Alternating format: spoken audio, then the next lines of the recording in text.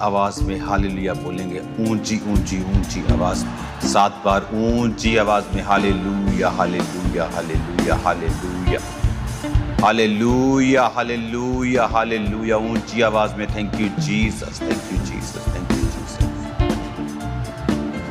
तू खोज खुदावंद का राज, बरकतें खुद ब खुद आएंगी।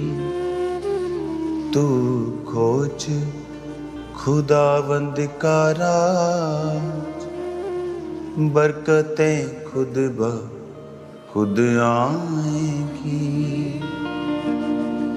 तू खोज खुदावंद का राज, बरकतें खुद ब खुद आएंगी। Thank you Jesus. खुदा बाप, आज का वचन तेरी तरफ से, खुदा बाप आज दा वचन तेरे वल्लों होए, इन्हां दी जिंदगियां नूं बदले। खुदावन अपने हाथों को उठा और कहो, परमेश्वर आज का वचन मुझसे बात करे, मेरी जिंदगी को बदले, मुझे एक बेटर पोजीशन पर लाकर खड़ा करे।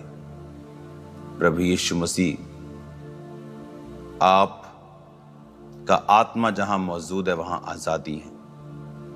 आपका वचन भेज कर आप अपने लोगों को चंगा भी करते हैं। आज आपका आत्मा मुझे आजाद करे और आपका वचन मुझे चंगा करे। प्रभु यीशु मसीह, आप अंगूरों की बेल और मैं आपकी ब्रांच, एक टहनी हूं, और मैं चाहता हूं कि मैं बहुत सफल लाऊं, और मैं चाहता हूं कि मैं बहुत सफल लाऊं। प्रभु यीशु मसीह के पवित्र और सामर्थी नाम में हम मांगते हैं, आमीन आमीन आमीन। Happiest Sunday Kambra church, the church of science and wonders. आप जहां से भी मुझे देख रहे हैं, online, head church, branches all over the world, happiest Sunday आप सबको। मेरा बिलीव है कि आज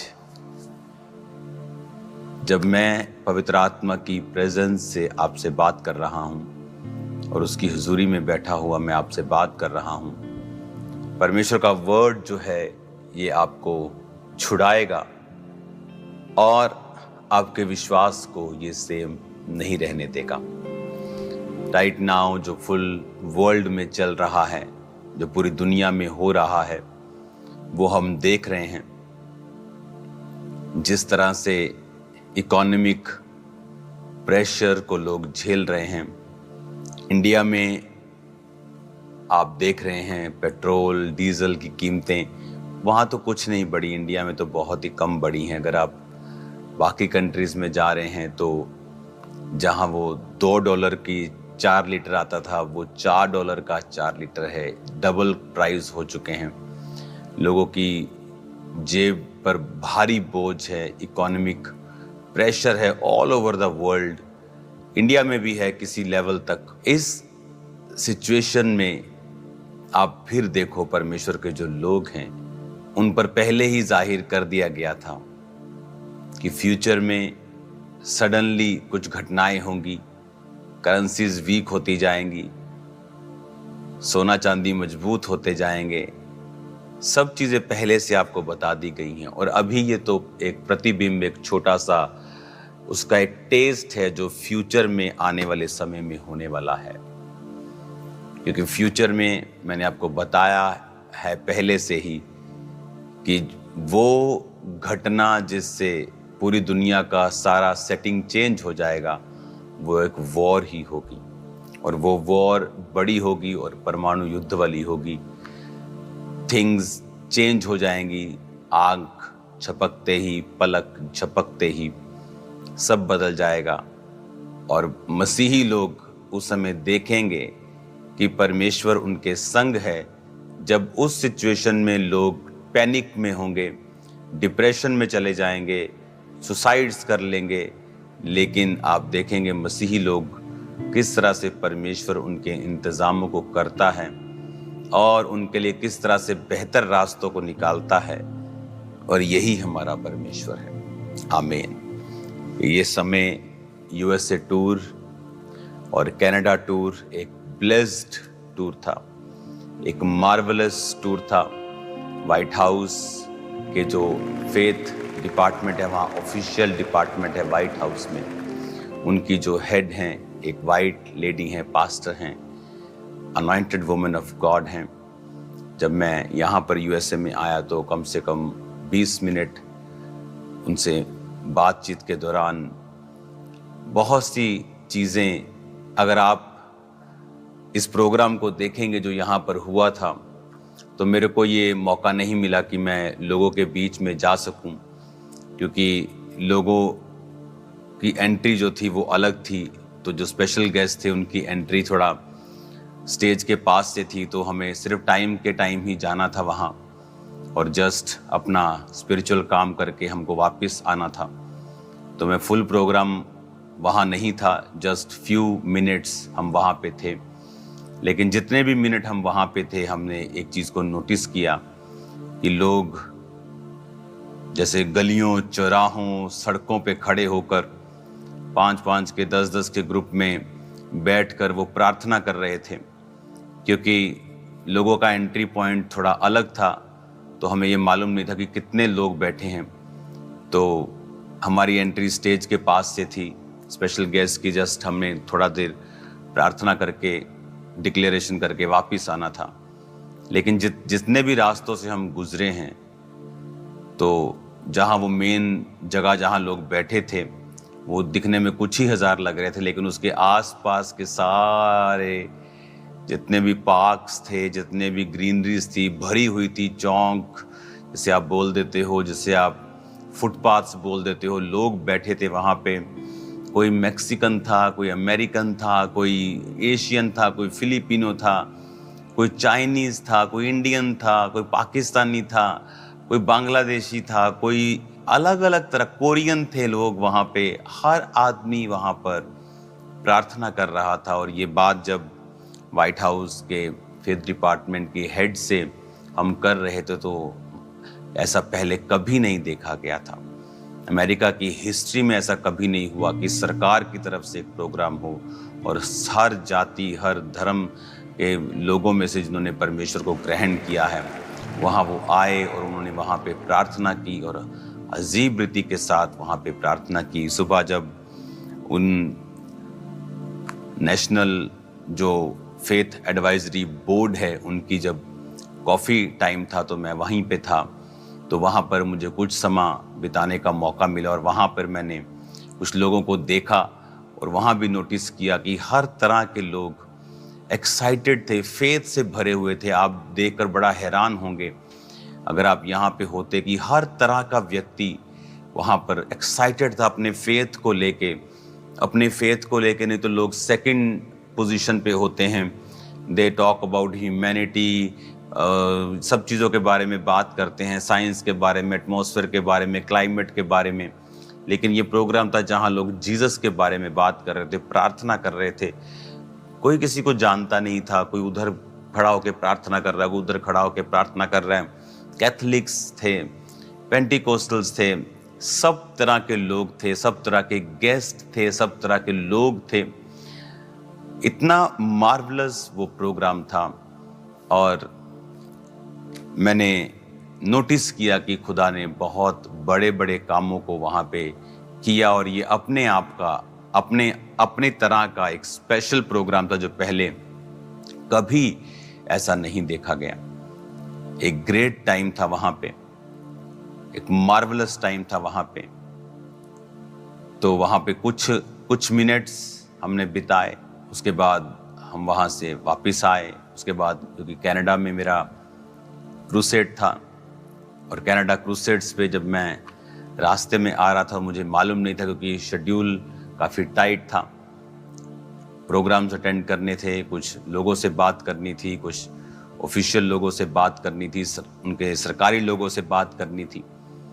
तो जब मैं कनाडा में आ रहा था तो मेरे को मालूम नहीं था कि कनाडा में कौन कौन से लोग हैं। जैसे आपने देखा कि वहाँ कनाडा जो सेंट्रल गवर्नमेंट है उनकी वहाँ से आई थिंक 2 या 3 शायद मंत्री, वहाँ से 3 एमपी, सिटिंग एमपी और जो मंत्री भी हैं, डिपार्टमेंट्स उनके पास हैं, वो आए और उन्होंने अलग अलग सम्मान चिन्हों के साथ, एप्रिसिएशन लेटर्स के साथ सम्मानित किया। और मैं नहीं जानता था कौन आ रहा है, क्योंकि ये टीम से मेरी बात नहीं हुई थी। सब कुछ बहुत जल्दी हो रहा था। लेकिन परमेश्वर ने मुझे जब वर्ड दिया जो मुझे प्रीच करना था कनाडा क्रूसेड के पहले दिन, तो मैं बड़ा हैरान हुआ, क्योंकि परमेश्वर ने वो वचन एक राज्य के बारे में दिया था।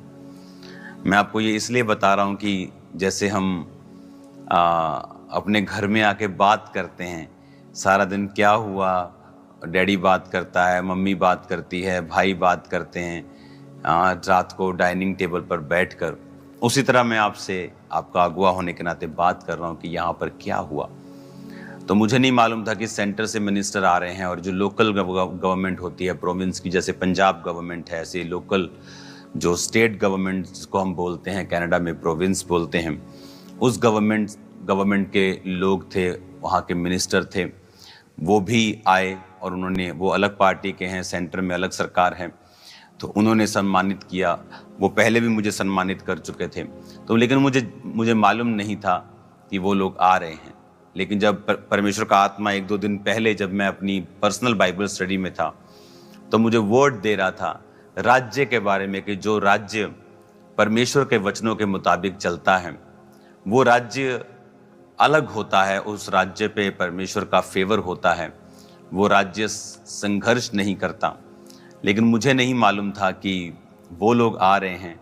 लेकिन जब मुझे मालूम हुआ मीटिंग में, जब मैं आया और मुझे 1-2 घंटे पहले मालूम हुआ कि ये सब सेंटर के मिनिस्टर आ रहे हैं और वो आपको सम्मानित करना चाहते हैं और हमें भी उनको सम्मान देना है, उनके आने पर तो आपको स्टेज पे आना है और उनको बुलाना है, तो मुझे मालूम हुआ कि ये वर्ड जो परमेश्वर ने मुझे दिया था, इसका एक मकसद था कि परमेश्वर ये चाहता था कि मैं उनकी उपस्थिति में, कि जहाँ पर सेंटर सरकार भी हो कनाडा की और स्टेट सरकार भी हो, और उनकी उपस्थिति में मैंने वो परमेश्वर का वचन दिया। इतना बड़ा परमेश्वर ने कार्य किया। कमाल के दिन निकले, मार्वलस दिन निकले। शेड्यूल बस टाइट था, फटाफट आगे कर्नाटका क्रूसेड्स, अगले क्रूसेड्स, फिर क्रूसेड्स। बॉडी तो थक चुकी थी, लेकिन जो काम मैं अपनी आंखों के सामने देख रहा था, मेरे साथ जो टीम थी वो देख रहे थे कि हमने कभी ऐसा अपनी लाइफ में नहीं देखा कि एक नेशनल लेवल का प्रोग्राम हो, जहाँ पर सब डिनोमिनेशंस के लोग हों, जहाँ पे प्रेसिडेंट अपनी पूरी टीम के साथ, वो अपने पूरी प्रेजेंस के साथ अपनी वीडियोस को, अपनी प्रेजेंस को वहाँ पे रख रहे हैं। व्हाइट हाउस बिल्कुल पास था जहाँ पे ये प्रोग्राम था, वॉशिंगटन डीसी जो अमेरिका की राजधानी है, वहाँ पे ये प्रोग्राम था।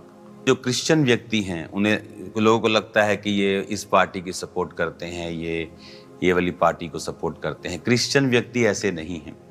क्रिश्चियन व्यक्तियों का ये काम है कि वो सरकार जो भी हो, उनको वर्ड देना, उनको परमेश्वर की मर्जी को बताना, उनको बाइबल के वचनों को बताना, ताकि कोई भी सरकार हो, परमेश्वर किसी का पक्षपात नहीं करता, लेकिन उस सरकार को ये मालूम होना चाहिए कि परमेश्वर का वचन हमसे क्या इच्छाएं रखता है, क्या एक्सपेक्टेशन रखता है, क्या स्टैंडर्ड रखता है।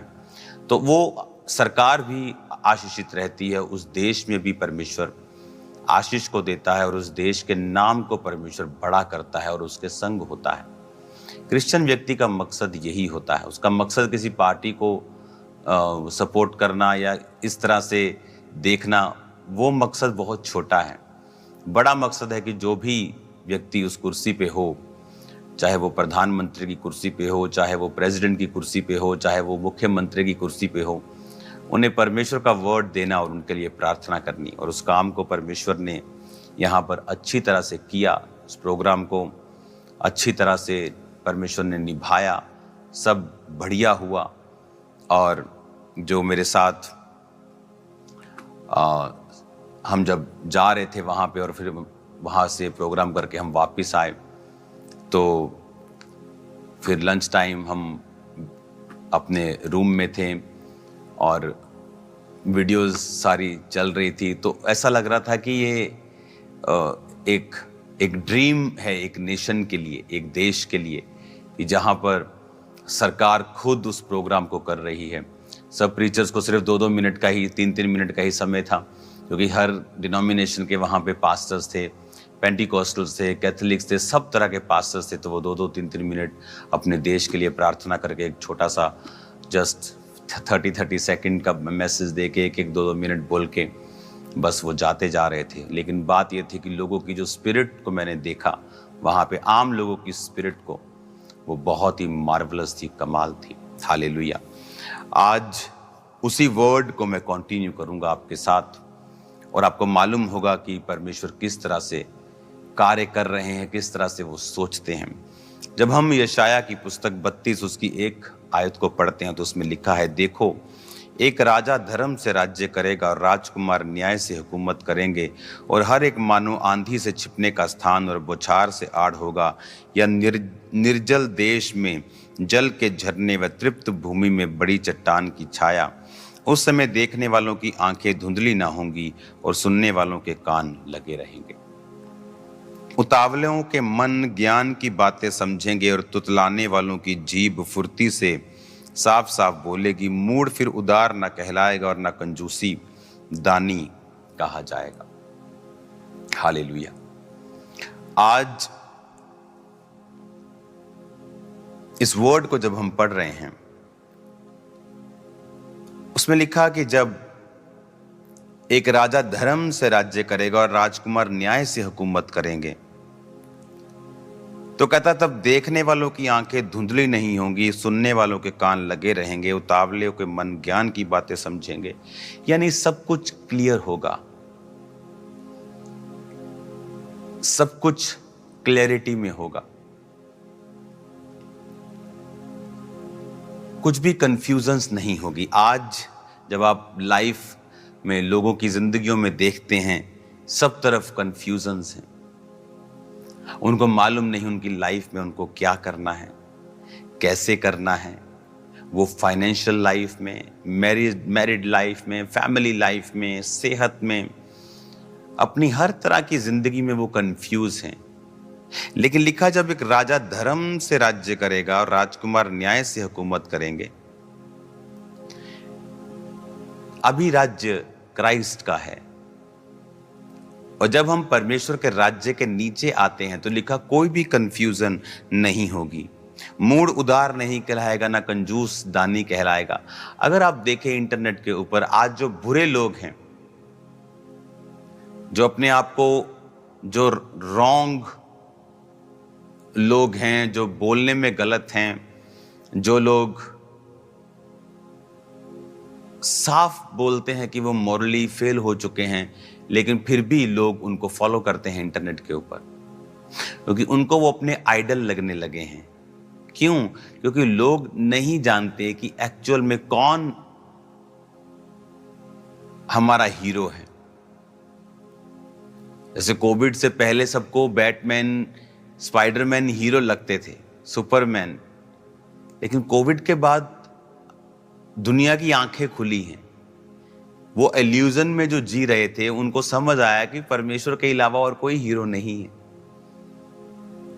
इस समय कोई बचाने नहीं आ रहा, ये पिक्चर्स में ही बचाने आते हैं, सिर्फ ये मूवी में ही बचाते हैं, लेकिन रियल में नहीं बचाते। रियल में वो भी इंटरनेट पे आके यही कहते हैं, घर में रहिए, सुरक्षित रहिए, वैक्सीन लगाते रहिए। तो उन्हें समझ आया कि परमेश्वर ही हमारा हीरो है, वो ही हमें सेव करता है। हालेलुया। तो उसने कहा जब हम एक ऐसे किंगडम के नीचे होंगे, जब हम यीशु मसीह को अपना उद्धारकर्ता ग्रहण करेंगे, फिर कहता तुम्हारी लाइफ में कंफ्यूजन्स नहीं होंगी। तुम मूड को उद्धार नहीं कहोगे, उदार नहीं कहोगे, अच्छा नहीं कहोगे, कंजूस को दानी नहीं कहोगे, यानी तुम्हारी आंखों के सामने सब कुछ क्लियर होगा। हालेलुया। जब हम स्टेज की ओर जा रहे थे अमेरिका में प्रोग्राम, तो जो मेरे साथ परमेश्वर के दास थे अपोस्टल माल्डोनाल्डो, जब मैं उनके साथ जा रहा था स्टेज की ओर, तो हम सब बात कर रहे थे कि ऐसा हमने पहले कभी नहीं देखा। तो जस्ट हमने स्टेज की ओर से एंट्री ली, हमने 2-3 मिनट वहां पे उन्होंने प्रीच किया, प्रेयर किया। वापिस जब हम रूम में खाना खा रहे थे तो प्रेसिडेंट की उस मैसेज को हम सुन रहे थे, तो ऐसा लग रहा था कि जैसे कोई सपना हो, क्योंकि वो माहौल जो मैंने यहां देखा है वो बहुत ही मार्वलस था। कहते ना जो प्रकाशित वाक्य में कि हर एक जाति, एक बड़ी भीड़, हर एक जाति में से, हर एक धर्म के व्यक्तियों में से जो परमेश्वर के मेमने के सामने है, वो वाला फील यहां पे एक छोटे लेवल का आ रहा था कि जहां पे हर एक जाति प्रार्थना में है और सब ये बात कह रहे थे कि हमने पहले ऐसा नहीं देखा है जो हो रहा है। हालेलुया। सब तरह के पास्टर्स अपना अपना मैसेज दे रहे थे। कोई फेथ पे मैसेज दे रहा था, कोई सुपरनैचुरल हीलिंग डिलीवरेंस पे मैसेज दे रहा था, कोई साल्वेशन पर दे रहा था, कोई हिस्टोरिकली चीजों के ऊपर इंटेलेक्चुअली क्राइस्ट के बारे में बात कर रहा था। तो मालूम हो रहा था कि हाँ, ये एक पेंटिकोस्टल मूवमेंट का ही प्रोग्राम नहीं है, क्योंकि फेथ हाउस के जो हेड हैं पास्टर पॉला वाइट, वो पेंटिकोस्टल जैसे हमारे जैसे मिनिस्ट्रीज होती हैं उनकी, वो उस तरह की मिनिस्ट्री, एक रियल मिनिस्ट्री को चलाती है। लेकिन वो व्हाइट हाउस में फेथ डिपार्टमेंट की हेड भी है। तो जब बहुत लंबी बातचीत के दौरान वो भी यही कह रही थी कि God is doing wonderful things, great things. जो हो रहा है पैसा पहले कभी नहीं हुआ। ऐसी बहुत सी चीजें जो आपसे बोली नहीं जा सकती हैं ऑनलाइन, जो विटनेस की जा सकती हैं, या मुझे पता है या कुछ ही लोगों को पता है, वो मार्वलस है। हमें प्रार्थना करनी है। आमीन। जब क्राइस्ट आपकी लाइफ में आते हैं तो सब कुछ क्लियर होता है। आप कंफ्यूज नहीं होते हैं, क्या करना है क्या नहीं करना है, सब कुछ क्लियर होता है, सब कुछ साफ होता है।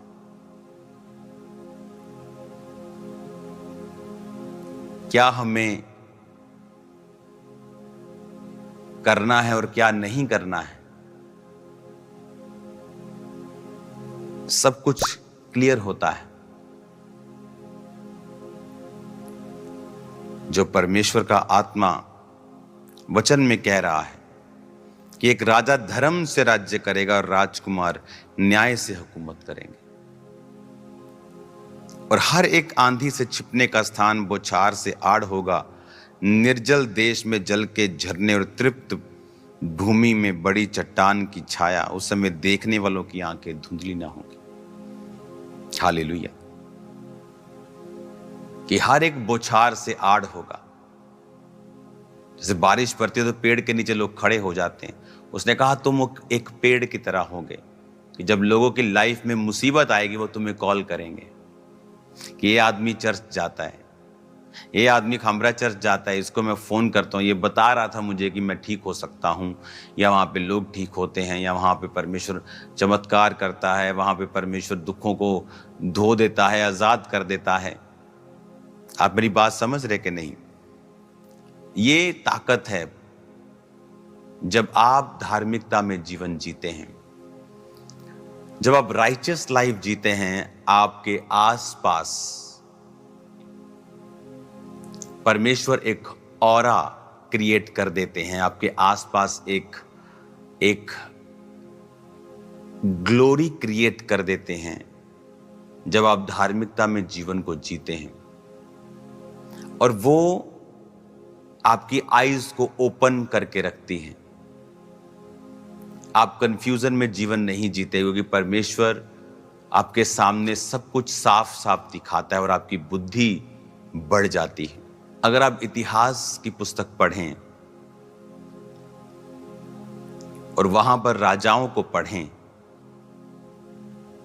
तो आप देखेंगे कि परमेश्वर ने छोटे से छोटे राजाओं के द्वारा बड़े से बड़े देशों को हराया। और जब वो पॉलिटिकली न्यूट्रल होके सब लोगों को खुश करने की इच्छा से परमेश्वर के वचन को नाराज करते थे, तब परमेश्वर उनको घटाता था। कई बार वो डर जाते थे कि अगर इज़राइल पर फिलिस्तियों ने हमला किया तो कई बार वो मिस्र के राजा से संधि करना चाहता था। तो इसलिए परमेश्वर का वचन जब अब यशाया 31 पढ़ते हैं तो हाय जो सहायता पाने के लिए मिस्र को जाते हैं और घोड़ों का आसरा करते हैं और रथों पर भरोसा करते हैं, क्योंकि वे बहुत हैं, और सवारों पर क्योंकि वो अति बलवान है, पर इज़राइल के पवित्र की ओर दृष्टि नहीं करते या ना ही यहोवा की खोज करते हैं। परंतु वह भी बुद्धिमान है और वो दुख देगा और वह अपने वचन ना टालेगा, परंतु उठकर कुकर्मियों के घराने और अनर्थकारियों के सहायकों पर भी चढ़ाई करेगा। पॉलिटिकली खुश करने की इच्छा से कई बार इजरायली राजे परमेश्वर के वचन को स्थापित नहीं करते थे। वो सब उन सारे घटनाओं को, सब कर्मों को, कुकर्मों को चालू रखते थे कि लोग नाराज ना हो, और परमेश्वर उनसे नाराज होता था और उनके राज्य को कम कर देता था। सुलेमान को परमेश्वर ने ब्लेस किया। वो दाऊद को, उसकी टेस्टिमनी को जानता था, अपने बाप की गवाही को समझता था, और परमेश्वर ने, हम जानते हैं, उसको बुद्धि दी और ब्लेस किया और बहुत बढ़ाया।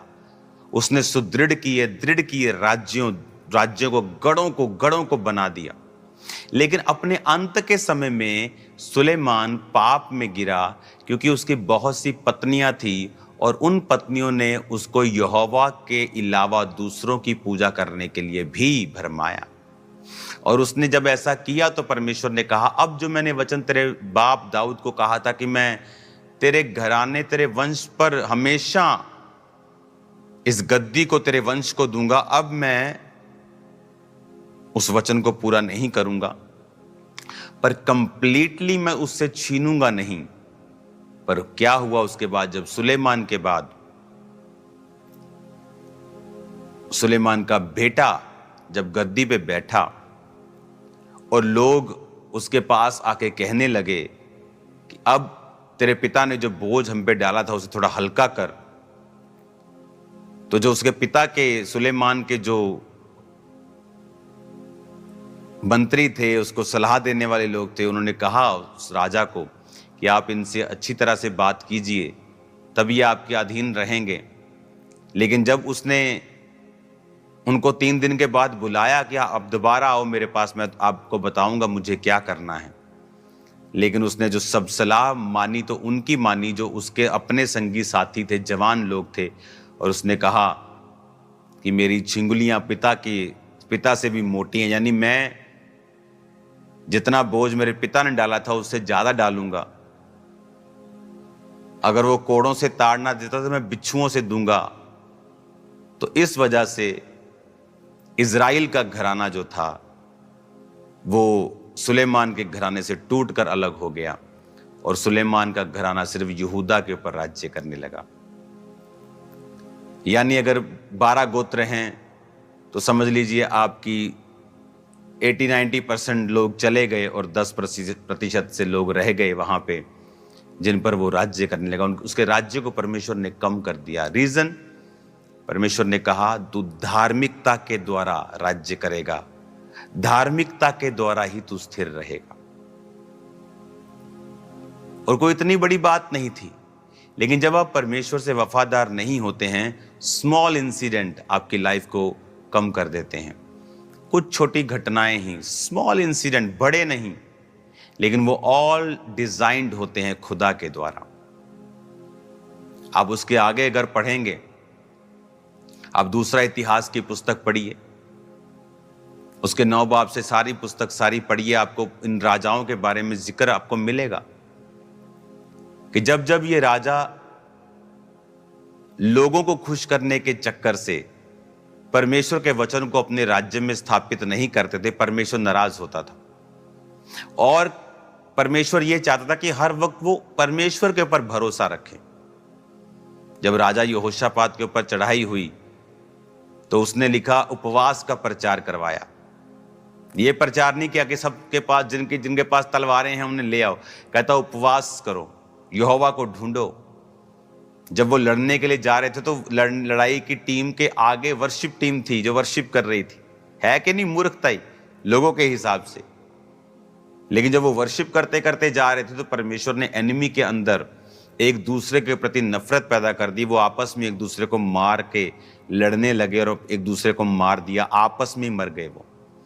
और जब यहोशापात वहां पहुंचा तो सिर्फ लूट लेने के लिए कि वो मर गए थे, उनके धन को लूटा, और इतना लूटा कि दिन लग गए 3 लूटते लूटते। इतनी बरकत परमेश्वर ने उसे दी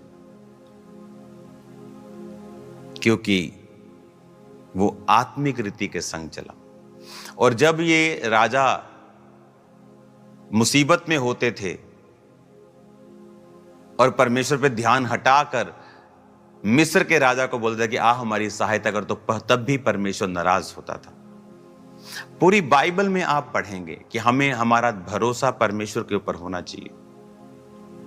यह वचन जब लिखा गया था यीशु मसीह के जन्म के 730 साल के पहले, अप्रॉक्सीमेट 730 से 732 साल के बीच में यह वर्ड लिखा गया था।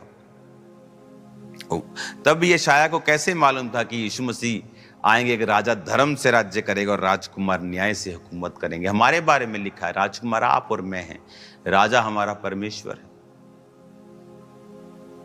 हालेलुया।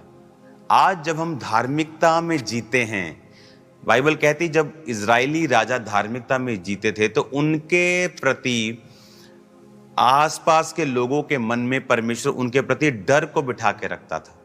वो कोई बहुत बड़े बड़े योद्धा नहीं थे। बाइबल कहती है वो कमजोरों को चुनता है, तुच्छों को चुनता है।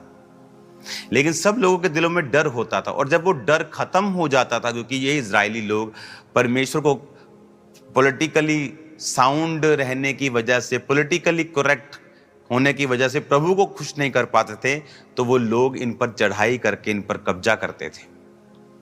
और परमेश्वर इन्हें बताता था कि मैं ही हूं जो सबके मनों को कंट्रोल करता हूं, मैं ही हूं जो सब चीजों को कंट्रोल करता हूं। तुम्हें मुझे खुश करना है, लोगों को खुश करने की इच्छा तुमको नहीं रखनी है।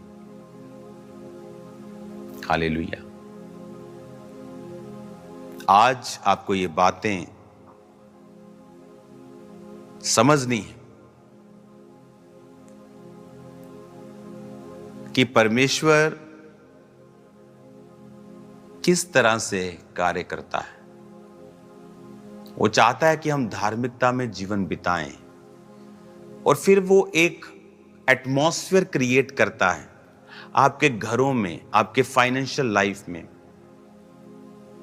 आपकी फैमिली लाइफ में, और वो शैतान को रोकता है।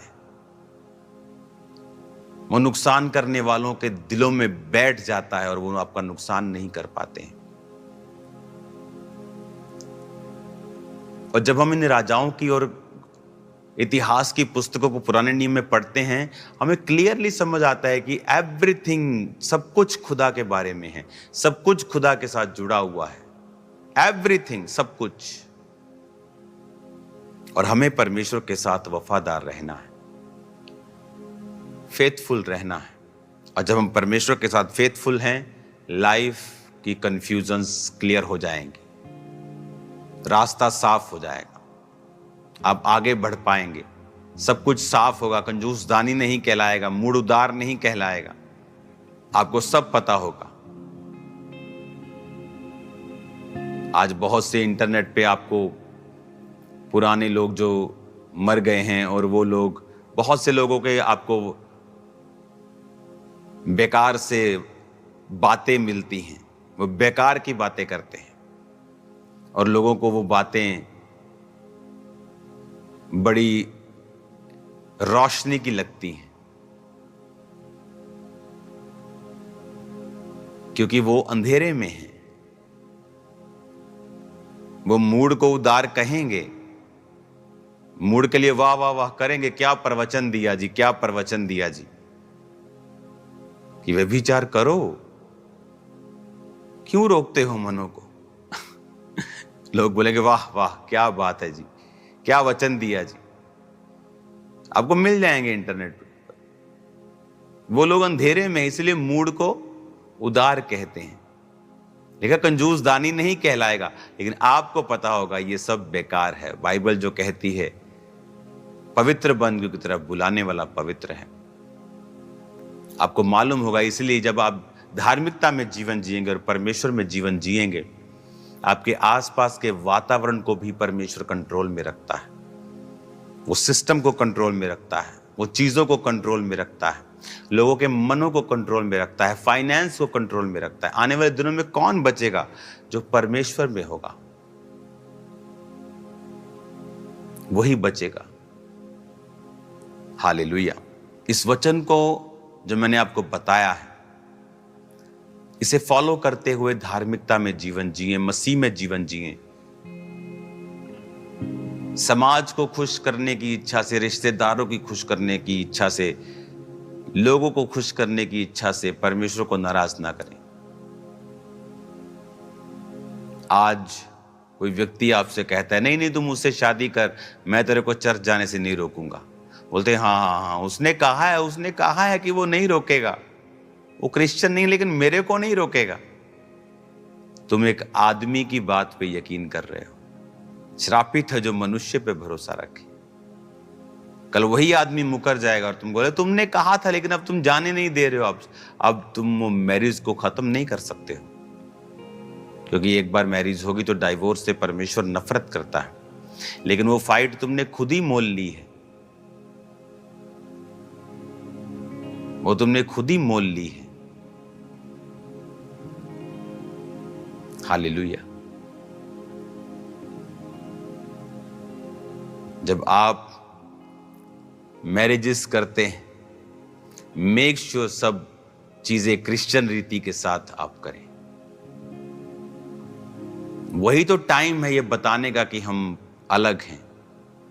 अगर आपकी शादियों में भी वही होना है जो अन्य जातियों की शादियों में होता है, फिर आप बिल्कुल अपने आप को क्रिश्चियन मत कहें, आप क्रिश्चियन नहीं हैं।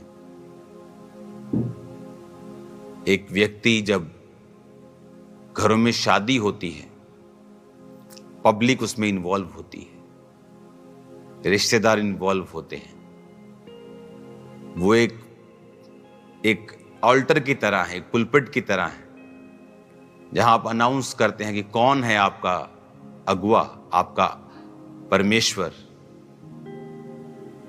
लेकिन आपको वो सब करना है जो अन्य जाति करते हैं। फिर आप कहते हैं मैं क्रिश्चियन। और दूसरा, जब एक घर में मृत्यु होती है तब मालूम होता है आप कितने मसीही हैं, आप कितने आत्मिक हैं, क्योंकि उसमें भी लोग शामिल होते हैं, रिश्तेदार शामिल होते हैं, समाज शामिल होता है।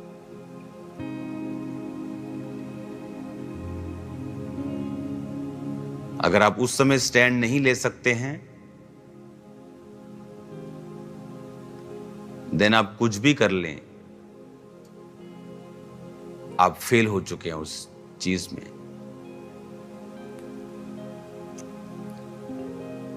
उसने कहा तू लोगों के बीच में मेरा इकरार करेगा, मैं तेरा इकरार करूंगा। अमेरिका का प्रोग्राम क्या था? पब्लिकली रीडेडिकेट करना, पब्लिकली आना और रीडेडिकेट करना अपने देश को, खुले में, हजारों लोगों के बीच में, लाइव लाखों लोगों के बीच में, सरकारों के बीच में। हालेलुया।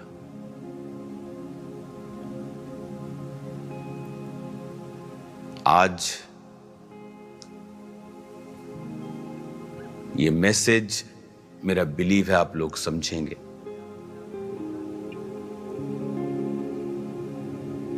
और परमेश्वर के वचन को अपने जीवन में प्रथम स्थान देते हुए आप चलेंगे। उस समय तो आपको थोड़ा डिस्कम्फर्ट लगेगा, लेकिन बाद का कंफर्ट उस डिस्कम्फर्ट को भुला देगा। अपने हाथों को उठाओ, मेरे साथ एक मन हो जाओ। अगले संडे में आपके बीच में हूं, तो सब ब्रांचेस, सब लोग, head church, Jalandhar church, Kambra church, आप लोग डिलीवरेंस के लिए रेडी रहें। All month June crusades, meetings, बड़ी मीटिंग्स, डिलीवरेंस वीक्स मीटिंग जबरदस्त रीति के साथ परमेश्वर का आत्मा करने वाला है। रेडी रहें। मैं लोगों को बुलाकर प्रार्थना करने वाला हूं इस संडे, आगे बुलाकर अलग अलग तरह के रोगियों को, अलग अलग तरह के आदमियों को, और कुछ चीजों के लिए परमेश्वर ने रिपीट मुझे प्रार्थना करने के लिए बोला है कि मैं फिर से उन लोगों को आगे बुलाऊं। तो रेडी रहें, तैयार रहें, फास्टिंग में रहें, प्रार्थना में रहें। वो बड़े कार्यों को करने के लिए जा रहा है। तो इन डिलीवरेंस वीक्स में सब ब्रांचेस, सब लोग हेड चर्च को अटेंड करें ज्यादा से ज्यादा, ताकि आप लोग आगे आ सकें और मैं आपके लिए प्रार्थना कर सकूं। जिंदगी सेम नहीं होगी यीशु मसीह के सामर्थी नाम में। और याद रखो, जब आप परमेश्वर में राइट रीति के साथ चलेंगे, वो रॉन्ग चीजों को आपकी लाइफ से रिमूव करेगा, ताकि आप ग्रो कर सके नेक्स्ट लेवल के लिए, हायर लेवल के लिए। तैयार रहो हायर लाइफ और हायर लेवल पे जाने के लिए यीशु मसीह के नाम में। आपकी लाइफ सेम नहीं होगी प्रभु यीशु मसीह के नाम में। जिंदगी सेम नहीं होगी प्रभु यीशु मसीह के नाम में। अपनी आंखों को बंद करें, अपने हाथों को उठाएं और सब जन खड़े हो जाएं।